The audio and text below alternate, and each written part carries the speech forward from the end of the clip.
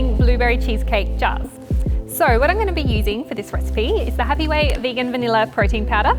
I've got some frozen blueberries and fresh blueberries, some slithered almonds, soaked cashews that I've had soaking for 2 hours or overnight, some maple syrup to sweeten, some coconut cream and some fresh lemons.